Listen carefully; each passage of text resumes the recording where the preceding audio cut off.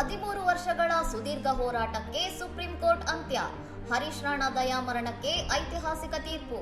2013ರಲ್ಲಿ ಕಟ್ಟಡದ 4ನೇ ಮಹಡಿಯಿಂದ ಬಿದ್ದು ಕೋಮಕ್ಕೆ ಜಾರಿದ್ದ ಮಗನ ಸ್ಥಿತಿಯನ್ನು ಕಂಡು ಕಂಗೆಟ್ಟಿದ್ದ ತಂದೆ ಮಗನಿಗೆ ದಯಾಮರಣ ನೀಡುವಂತೆ ಸುಪ್ರೀಂ ಕೋರ್ಟ್ ಮೆಟ್ಟಿಲೇರಿದ್ದರು. ಹರೀಶ್ ರಾಣಾ ಅವರ ಆರೋಗ್ಯ ಪರಿಸ್ಥಿತಿಯನ್ನು ಅವಲೋಕಿಸಿದ ನ್ಯಾಯಾಲಯ ಅವರಿಗೆ ನೀಡಲಾಗುತ್ತಿದ್ದ ಜೀವರಕ್ಷಕ ಚಿಕಿತ್ಸೆಯನ್ನು ಸ್ಥಗಿತಗೊಳಿಸಿ ದಯಾಮರಣಕ್ಕೆ ಅನುಮತಿ ನೀಡಿದೆ. ರೋಗಿಯ ಅಂತಿಮ ಕ್ಷಣಗಳನ್ನು ಘನತೆ ಮತ್ತು ಆರಾಮದಾಯಕವಾಗಿ ನಿರ್ವಹಿಸಲು ಹಾಗೂ ಉಪಶಾಮಕ ಅಂತ್ಯ ಜೀವನದ ಆರೈಕೆ ಯೋಜನೆಯನ್ನು ಜಾರಿಗೊಳಿಸಲು ದೆಹಲಿಯ ಏಮ್ಸ್ ಆಸ್ಪತ್ರೆಗೆ ಕೋರ್ಟ್ ನಿರ್ದೇಶನ ನೀಡಿದೆ. 13 ವರ್ಷಗಳ ಕಾಲ ಕುಟುಂಬದವರು ನಡೆಸಿದ ನಿರಂತರ ಪ್ರಾರ್ಥನೆ, ತ್ಯಾಗ ಮತ್ತು ಹೋರಾಟ ಇದೀಗ ದಯಾಮರಣದ ತೀರ್ಪಿನೊಂದಿಗೆ ಭಾವುಕವಾಗಿ ಅಂತ್ಯಗೊಳ್ಳುತ್ತಿದೆ.